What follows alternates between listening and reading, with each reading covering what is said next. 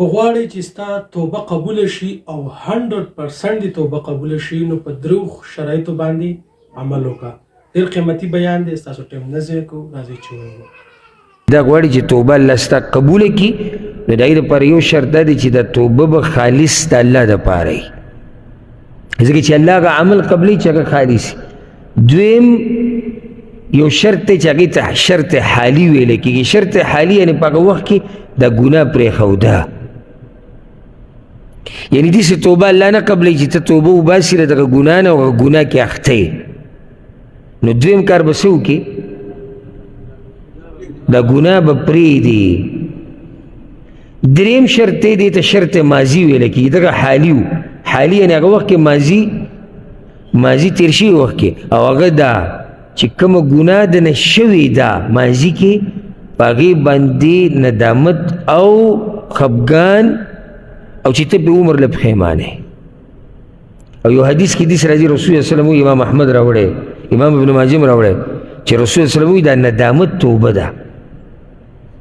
واضح ده چې ته په ګناه باندې پښیمانه او نادم یې، خو دا ځان له توبه ده که نه، ته یعنې الله ته واپس شوی چې یاره بیا به زه دا کار نه کړو.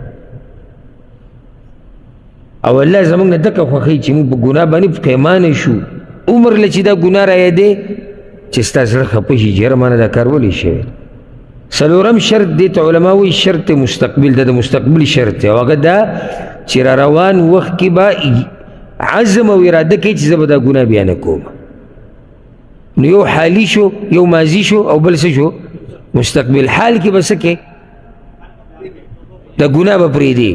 ماضي څه چې شوي دي په هغې باندې به پښیمانې، او مستقبل بیا به دا نه کړي.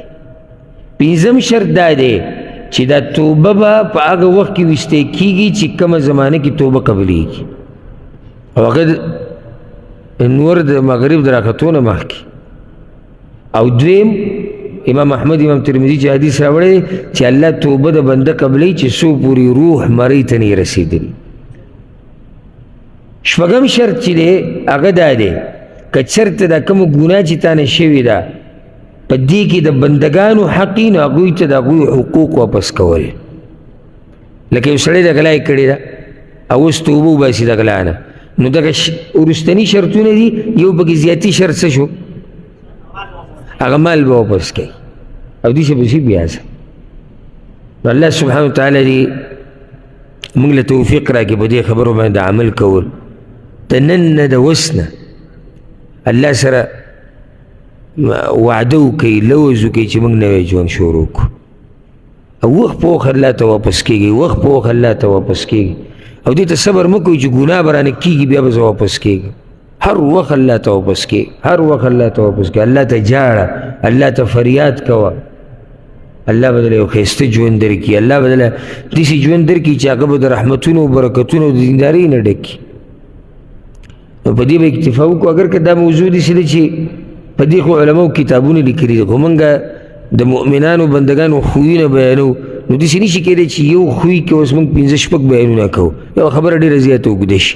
خو صرف دومره چې موږ ته رایاده شي دا خبره چې او د نیکانو بندګانو یو خوی دا دی.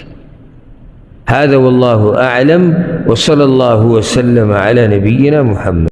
خدا قیمتي بیان چې تاسو واورېدلو، د دغه شان بیاناتو لپاره تاسو زموږ سره اوسئ. السلام علیکم ورحمة الله.